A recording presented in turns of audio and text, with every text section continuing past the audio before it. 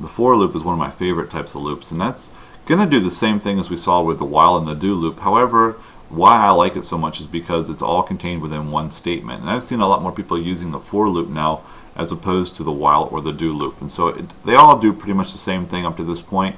The only thing is just the syntax is different, and then what gets checked is going to be different as well. So let's go ahead and delete the code that I had here from the previous one. And I'll leave that echo statement when it says you have finished the loop down there. But we're going to go ahead and construct the for loop. And so we're going to use the keyword for, F-O-R, and then we're going to go ahead and start our parentheses. Now you're going to look at this and say, wait a minute, you deleted the counter. We're going to need a counter in order for this to run correctly. And that is true. We actually declare the counter here within the for statement. So the first part of this is to declare the counter. So I'll put in there $counter. We'll set it equal to 1. And then we end that section with a semicolon. Now there's 3 sections that we're going to have in here. We're going to have the declaring of the counter, then we're going to go and the initializing of it. So we both declare and initialize it. The next section, which I'm going to type in here next, is the actual condition that we're going to test to see if it's true. And then the last section of this one is going to be the incrementing or the decrementing of our counter itself. And so you can see for, you've got counter is going to start off as 1. Semicolon. Now the next section, which is going to be the conditional statement, which we're going to go ahead and say, as long as counter is less than 100. Alright, and then I'll end that one with a semicolon. And then the last section that I talked about is the incrementing. So I'll just put the $counter plus plus. And then we'll go ahead and end that with the parenthesis. So that's my for statement. I'm going to go ahead and begin with the curly brace, and then I'm spaced down a couple and end with another ending curly brace. And so here's the structure of the for loop. We start off with for, the counter is set, the condition is checked, and then you've got your incrementing here. Those 3 sections make up the syntax for the for loop. And then I've got the opening and closing curly brace, which is the code that will execute whenever that condition is true. So let's go ahead and echo something out. Let's echo out that $counter. And I'll go ahead and end that with this semicolon, and then let's go ahead and echo out a break tag. There we go. And I'm going to go ahead and hit save, and I'm going to go ahead and hit refresh. Now this looks just normal like we did before. However, we're going to talk about this. You'll see that it went through the first time and it ran the number 1.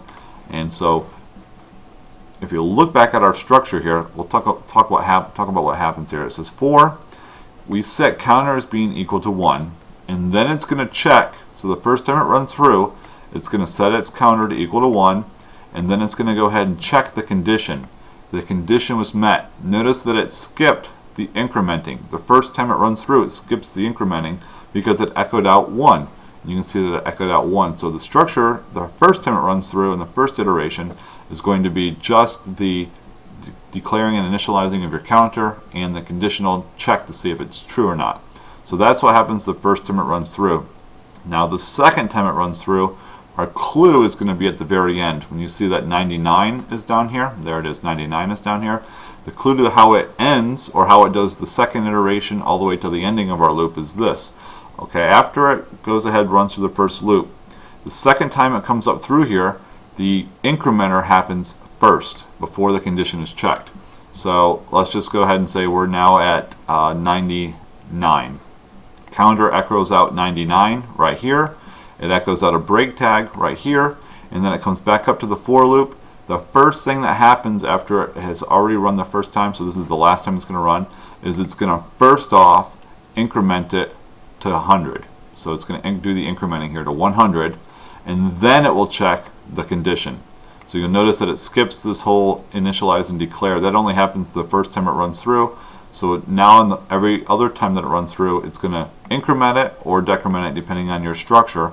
It's going to increment it here and then check the condition, which it's going to increment 99 to 100, and 100 is not less than 100, so it didn't display 100.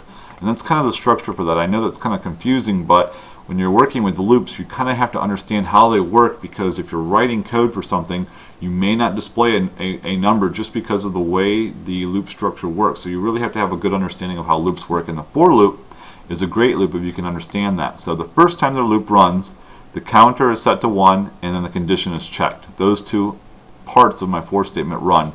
Every other time after that, it's going to increment first or decrement and then check the condition. And so that's something key to keep in mind when you're using the for loop. But the for loop kind of works very similar to the do and the while loop. Its basic syntax is going to be all within one line rather than having to declare the counter first. However, the functioning of it is going to work very similar, where it's going to repeat the code over and over and over again until the condition is no longer met. So this concludes the video on the for loop within PHP.